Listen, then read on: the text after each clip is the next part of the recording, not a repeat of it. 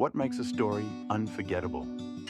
For me, it's the characters, their growth, their struggles, and the choices they make that stick with you long after the story ends. The Last of Us, Part 2, doesn't just tell a story, it creates a living, breathing world through its characters and how they evolve. Today, we're breaking down how the game's storytelling structure and character development make it a modern masterpiece. And to get there, we need to talk about how The Last of Us Part 1 set the stage for everything that followed. The first game wasn't just about survival, it was about a bond. Joel and Ellie's relationship is what made The Last of Us unforgettable. Joel, a broken man grieving the loss of his daughter, finds a reason to keep going when he meets Ellie. Their journey wasn't just physical, it was emotional. We saw them go from strangers to family. By the time Joel chose to save Ellie at the Firefly Hospital, we understood his decision. But that choice was complicated, and it left us with questions that Part 2 would force us to confront. Joel's choice to save Ellie in the first game wasn't simple. On one hand, it was an act of love, but on the other, it came at a huge cost. That moral complexity is what The Last of Us Part 2 explores so deeply. It's all about love, revenge, and the price we pay for the choices we make. Ellie wasn't just along for the ride in The Last of Us. She was the heart of the story. Her curiosity, her bravery, and those moments of vulnerability made us care about her so much. She wasn't just someone we wanted to protect. She felt real.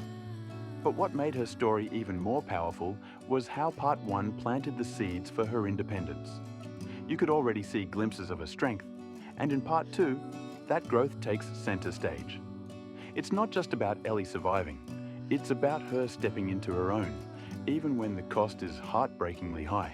One of the things that made The Last of Us so memorable was the tough questions it left us with.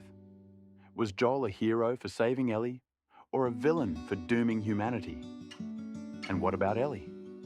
If she ever found out the truth, could she forgive him? These unanswered questions didn't just stick with us, they set the stage for Part 2. Before the sequel even began, the story was already layered with emotional complexity and moral ambiguity, making us question not just the characters, but our own perspectives as players. Where The Last of Us Part 1 built a bond, Part 2 broke it. And that's what made it so powerful. The storytelling here isn't linear, it's layered. It takes us on a journey through time, perspectives, and emotions, all while keeping the focus on the characters. Ellie's journey in Part 2 is defined by one moment, Joel's death. It's brutal, shocking, and it completely changes her. The hopeful girl we knew in the first game becomes consumed by anger, and that thirst for revenge drives everything she does.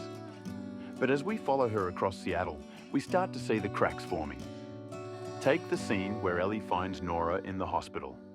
That moment is chilling, not just because of the violence, but because of how it breaks Ellie. You can see it in her face, in the way her hands shake afterward. She's crossing lines she never thought she would, and it's eating away at her. By the time we get to the final confrontation with Abby, we're not just asking if she'll get her revenge. We're asking if it's even worth it anymore. And the game's genius is how it makes us feel that conflict just as deeply as Ellie does. When the game shifts and suddenly we're playing as Abby, the person who killed Joel, it feels like a punch in the gut. At first, I hated her. I mean, how could you not? She just took away one of the most beloved characters in gaming. But as her story unfolds, the game does something incredible. It forces you to see her as more than just the villain. Take the scene where Abby rescues Lev and Yara. Lev and Yara are siblings who've been cast out by the Seraphites, a dangerous cult that views them as traitors. They're hunted and completely vulnerable when Abby stumbles upon them. She doesn't have to help them. She could have just walked away. But instead, she risks everything for them, even putting herself in danger to protect these two outcasts. That moment says so much about Abby's humanity. It shows us that she isn't some heartless monster. She's someone who's trying to find redemption, just like Ellie. By the end of her story, I didn't just understand Abby, I empathized with her. The game makes you realize that there are no real heroes or villains here, just people trying to survive their pain and make sense of their losses. The way The Last of Us Part 2 tells its story is genius. By letting us play as both Ellie and Abby, it flips everything we think we know about heroes and villains. At first, it's easy to pick sides. Ellie's our girl and Abby's the enemy. But as the game unfolds, it forces us to confront our own biases. It shows us that everyone, no matter how flawed, believes they're the hero of their own story. This dual perspective doesn't just make the narrative unique, it makes it personal. You're not just watching these characters struggle, you're living it from both sides.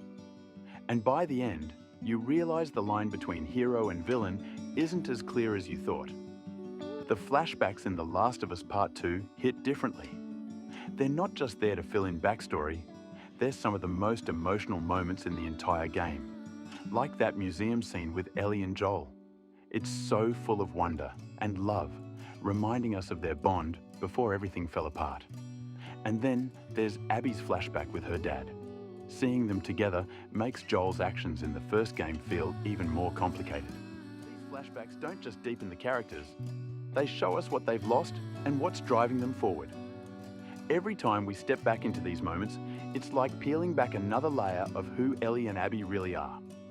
What makes The Last of Us Part 2 so special isn't just the story. It's the characters. They feel real, flawed, and relatable. Let's break down how the game uses character development to keep us invested. Ellie's transformation in The Last of Us Part 2 is nothing short of heartbreaking. We see her caught in this impossible tug of war between her love for Joel and the anger she feels over his lies and his death. As her quest for revenge spirals out of control, it's not just the enemies she's losing, it's herself. By the end, we're left asking, was it worth it? Ellie has to face everything her revenge has cost her. Her closest relationships, her sense of peace, and even the parts of her identity that made her who she was. Watching her let go of her past is devastating, but also incredibly powerful. It forces us to think about how far we'd go for the people we love and what we'd lose along the way. Ellie's journey is damaging because of the choices she makes and what those choices cost her. Towards the end of the game, Ellie is living a peaceful life on a farm with Dina and the baby, JJ. It's everything she could have wanted, a chance to finally heal. But the scars of her past and her unresolved need for revenge won't let her move on. When she decides to leave for Santa Barbara to find Abby, Dina begs her not to go. That moment is heartbreaking because you can see it on Dinah's face. She knows this will break them, and it does. Ellie leaves anyway, driven by this obsession that's consumed her since Joel's death. When she finally catches up to Abby, the fight isn't triumphant. It's raw, painful, and empty. Abby is no longer the powerful figure Ellie remembers. She's been broken, enslaved, and is barely surviving. As they fight in the ocean, you feel the weight of everything Ellie has lost just to get to this point. And in the end, she lets Abby go. But the real gut punch comes when Ellie returns to the farm. Dinah and JJ are gone. The family she had, the one thing that could have given her peace, is lost. And then there's the guitar scene. Ellie tries to play Joel's song, the one that tied her to him, but she can't. She's missing 2 fingers from her fight with Abby, and the music, the last piece of Joel she had, is gone. It's devastating to watch because it forces us to ask, was it worth it? Ellie's revenge cost her everything, her love, her family, her peace, and even a part of herself. That final scene, where she leaves the guitar behind, feels like she's letting go, not just of Joel, but of the cycle of pain and violence that's defined her journey. It's one of the most powerful moments in the game because it's not about victory, it's about loss and the hard truth that sometimes, even when you win, you lose. Abby's story starts with pure hatred, but as the game unfolds, something unexpected happens. We start to see her humanity. It's not just through her struggles, but through her relationships, especially with Lev. Lev isn't just a companion, he becomes Abby's reason to keep fighting. Their bond feels so genuine, and in many ways, it mirrors Joel and Ellie's relationship. Abby risks everything for Lev, proving that even in this brutal, broken world, there's still room for compassion and selflessness. By the time her story is over, you're not just tolerating Abby, you're rooting for her. That shift from hate to empathy is what makes her redemption arc so powerful. At its heart, The Last of Us Part 2 is about one of the hardest things we all face: letting go. Letting go of anger, pain, and the things that weigh us down. Ellie's final decision to let Abby go isn't just about showing mercy, it's about choosing to stop the cycle of violence that's defined her life. Think about it. We've all been in situations where holding on to anger feels easier than moving on. But in the end, it only takes more from us, our time, our energy, and sometimes the people we love. Ellie's journey reminds us that forgiveness isn't about saying what happened was okay. It's about freeing yourself from the grip it has on your life. That moment when Ellie puts down the knife and walks away is so powerful because it's not just about Abby. It's about Ellie reclaiming a part of herself. And whether it's in a game or in real life, that's a lesson we can all connect with. What makes The Last of Us Part 2 a storytelling masterpiece is its willingness to take risks. It doesn't give us easy answers or clear heroes and villains.